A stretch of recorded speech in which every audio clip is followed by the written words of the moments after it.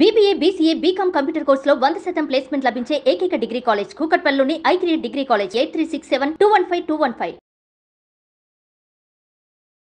ప్రముఖ ఆధ్యాత్మికవేత్త అనంతలక్ష్మి అమ్మగారు ఉన్నారు. నమస్తే అమ్మా. నమస్తే తల్లి. తల స్నానం చేసే పూజ చేయాలా అంటే పూజ ప్రతిరోజు చేస్తాం కదా, మరి తల స్నానానికి కొన్ని రోజులే ఎందుకు పెట్టారు? అసలు తల స్నానానికి అభ్యంగన స్నానానికి ఉన్న తేడా తెలియాలమ్మా. అభ్యంగన స్నానం అంటే నూనె రాచుకుని తలకి కుంకుడుకాయో షీకాయో ఈ రోజుల్లో ఏదో షాంపూనో పెట్టుకు రుద్దుకుంటారు. ఇప్పుడు అంతగా నూనె పట్టించుకుని ఓపిక లేకపోతే కనీసం పెద్దవాళ్ళు ఉంటే అమ్మ కడుపు చల్లగా అత్త కడుపు చల్లగా అని చెప్పి ఒక చుక్క నూనె పెట్టించుకుంటారు, లేకపోతే ఊరికి వాళ్ళైనా ఒక మాడు పట్టున ఒక నూనె చుక్క పెట్టుకుని తర్వాత స్నానం చేస్తారు. లేకపోతే చేయకూడదమ్మా. అది చేస్తే ఒట్టినే తల మీద పోసుకుంటే అశుభానికి చేస్తాం ఆ పని. మనం దుర్వార్త విన్నాం అనుకో, ఉన్నవాళ్ళం ఉన్నట్టుగా సచేల స్నానం కట్టుబట్టలతో సహా స్నానం చేసేస్తాం. అంటే ఒకవేళ బట్టలతో చేయకపోయినా కనీసం స్నానం చేసి బట్టలన్నీ అక్కడ తడిపి అక్కడ పెట్టి మరీ స్నానం చేస్తాం, అంతే కదా. అంటే అది సెంటిమెంట్, దాని వెనకాల ఏమైనా ఉందా అమ్మా? ఉందమ్మా, లేనిది మన సెంటిమెంట్లు అన్నీ కూడా వెనకాల సైంటిఫిక్ రీజనింగ్ ఉన్నవే అన్నమాట. అలాగే కొన్ని ఇంట్లో పితృకార్యాలు చేస్తారు, తద్దినాలు అవి పెడతారు. అలా పెట్టేటప్పుడు ఏం చేస్తారు, తలస్నానమే చేస్తారు, తలంటి పోసుకోరు. తలస్నానం చేసి పూజ చెయ్యాలని ఒక మాట అడిగారు. ఎవరు చెయ్యాలి పూజ? ఆడవాళ్ళ మగవాళ్ళ? మగవాళ్ళు.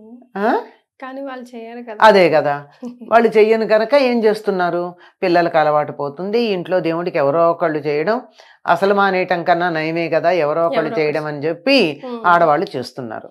ఆడవాళ్ళు చేయడం తప్పేం లేదు, ఆడవాళ్ళు చేస్తే దాని ఫలితం ఎవరికి వస్తుంది, వాళ్ళకే వస్తుంది. మగవాళ్ళు చేస్తే కుటుంబం మొత్తానికి వస్తుంది. పాపం ఆడవాళ్ళు చేసింది మగవాళ్ళకి వెళ్ళదమ్మా. అందుకోసం ఏం చేస్తారు వీళ్ళు, వ్రతాలు చేసి ఆ వ్రతం యొక్క ఫలంగా నా భర్త కలకాలం బతికుండాలి అని ప్రత్యేకంగా కోరుకుంటున్నారు. మరి ఒకళ్ళు అడిగారు, మరి మగవాళ్ళు ఎవరు ఆడవాళ్ళకి మేలు కలగాలని వ్రతాలు చేయరు అంటే, అసలు వాడు పూజ చేస్తే కుటుంబానికి అంతా వస్తుంది కదా, ప్రత్యేకం చేయడం దేనికి? ఆడవాళ్ళు వాళ్ళు చేస్తున్నారు కనుక అయ్యో నా భర్త చేసే పూజ వల్ల నాకేదో మేలు జరుగుతోంది అందరికీను, నేను నా భర్తగా ఏం చేయలేకపోతున్నానే అని తపన పడి వ్రతాలు చేసి ఐదో తనం కావాలని కోరుకుంటున్నారు. అంటే భర్త ఎక్కువ కాలం బతకాలని. అదమ్మా విషయం. ఈ లాజిక్ అర్థం కాక చాలా పూజల విషయంలో కూడా ఆడవాళ్ళు మగవాళ్ళు అని రకరకాల మాటలు మాట్లాడతాం మనం. కనుక మగవాళ్లే కనుక పూజ చేసేటైతే అసలు మగవాళ్ళు నిత్యం తలస్నానం చేయాలని చెప్పారు. అభ్యంగన స్నానం అప్పుడప్పుడు చేసినా నిత్యం తల మీద నీళ్లు పోసుకోవాలి మగవాళ్ళు. అట్లాంటప్పుడు అసలు తలస్నానం చేసి పూజ చేయాలా అన్న ప్రసక్తే లేదు, తప్పనిసరిగా స్నానం చేస్తారు. ఆడవాళ్లే చెయ్యాలంటే కూడా తలస్నానం చేసి పూజ చెయ్యాలన్న నియమం లేదమ్మా. ఒక్క ముత్తైదువులకి కంఠ స్నానం చాలు. అంటే భర్త బతికున్నటువంటి స్త్రీలు కంఠ స్నానం చేస్తే సరిపోతుంది. కంఠస్నానం అంటే మనం మామూలుగా చేసేది. అందులో భాగంగా మొహం కడుక్కోకుండా అయితే చెయ్యం గాని తల మీద పోసుకోవాల్సిన పని లేదు అని ఉద్దేశం. దానికి ప్రత్యేకంగా వాళ్ళు చేసేది మాత్రం అభ్యంగన స్నానం చేయాలి. తలకు నూనె రాచుకుని అప్పుడు తలంటూ స్నానం చేయాలి. తల అంటటం అంటే అది కూడా శనివారం బుధవారం ఏవో లెక్కలు చెప్పారు మన వాళ్ళు, సోమవారం అంత మాత్రమే చెయ్యాలి, ఆదివారం అస్సలు చేయకూడదు ఎవరును, ఇలాంటి మాటలు. కనుక ఇప్పుడు అర్థమయ్యింది కదమ్మా. రోజు ఆడవాళ్ళు పూజ చేసేటైతే తల స్నానం చెయ్యాలా, చెయ్యనక్కర్లేదు. క్లారిటీ వచ్చిందా? అంతే, అంతకన్నా ఇంకేం లేదు.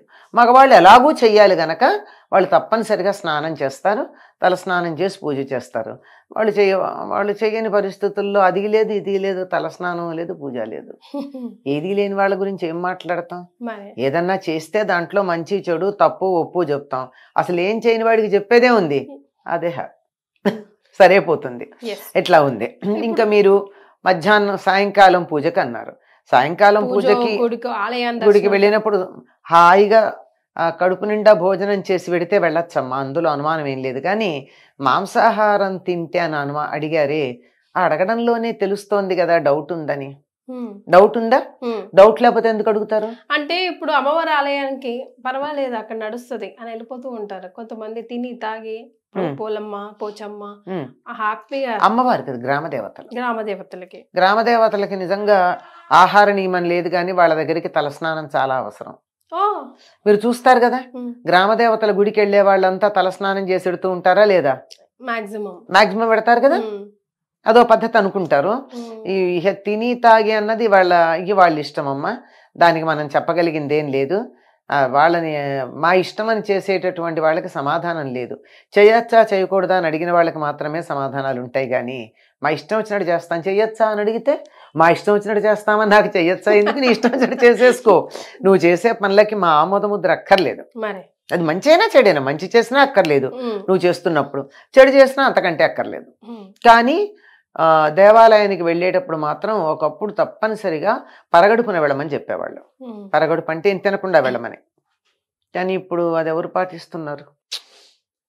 ఏమన్నా అంటే మాకు మందులు ఉన్నాయండి, టాబ్లెట్లు వేసుకుంటున్నాం.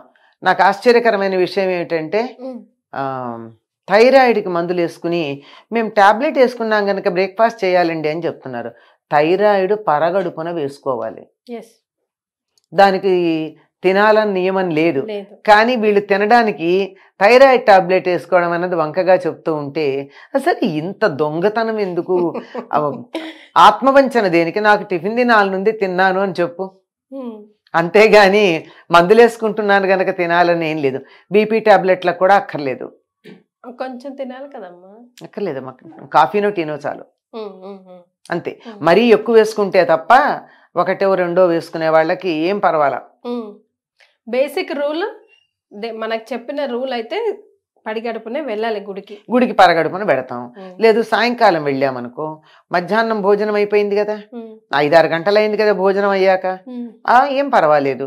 వీలైతే మామూలు స్నానం చెయ్యండి, అది మంచిది, బట్టలు మార్చుకుని పెడితే చాలు. అంతకన్నా పెద్ద నియమేమీ అక్కర్లేదు. అంతే. ఇక్కడ ఉంటుంది. అసలు మనం ఏమనుకుంటున్నాం, ఇప్పుడు నేను అడిగేటప్పుడు మీరు అన్నట్టు కొంచెం అమ్మ నాన్ వెజ్ తిని గుడికి, అక్కడే అర్థమైపోయింది కదా, అడగడంలోనే తెలుస్తోంది కదా. అది నాన్ వెజ్ అంటేనే సాత్విక ఆహారం కాదు. సాత్విక ఆహారం కాదన్నప్పుడు పూజలకి వాటికి పనికొస్తుందా? కానీ గ్రామ దేవతలకు ఇస్తాం గనక అంటే ఇస్తాం సరే. ఇప్పుడు నేను ఇంట్లో మామూలుగా కూడా పండు దేవుడికి నైవేద్యం పెడతా కదా అని చెప్పి స్నానం చేయకుండా పాచిబట్టలతో దేవుడికి పండు నైవేద్యం పెడతానా? పండే, కానీ స్నానం చేయకుండా పెట్టను కదా. మరి అట్లాంటప్పుడు అక్కడ నాన్ వెజిటేరియన్ తిని వెళ్ళడం అనేది అమ్మవారికి పెడతాం కదా మేము తింటాము అన్న దానికి ఎలా అన్వయం ఆలోచించండి. తాము చేసే పనిని సమర్థించుకోవడం కోసం రకరకాల లాజిక్స్ వస్తాయమ్మా.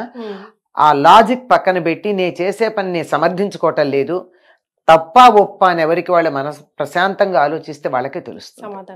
ఎందుకు దొరకదు? ఇప్పుడు అడిగేటప్పుడే, ఇప్పుడు మామూలుగా నేను పప్పన్నం తిని గుడికి వెళ్ళొచ్చా అని ఎవరు ఎందుకు అడగరు? నాన్ వెజిటేరియన్ తిని వెళ్ళొచ్చా అని ఎందుకు అడుగుతున్నారు?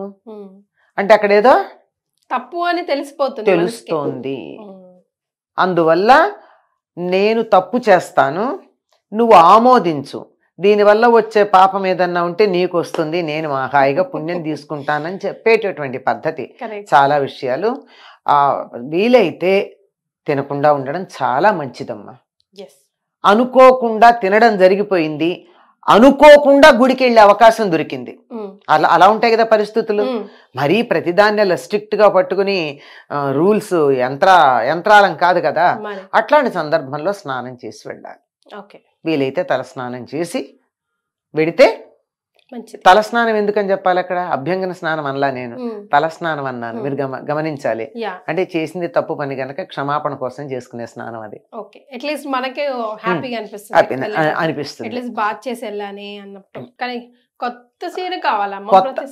ప్రతిసారి అక్కర్లేదమ్మా. మనం మామూలుగా ఉతికి ఆరేసుకున్న చీరతో మనం పూజ చేసుకోవడమో అన్ని చేస్తాం.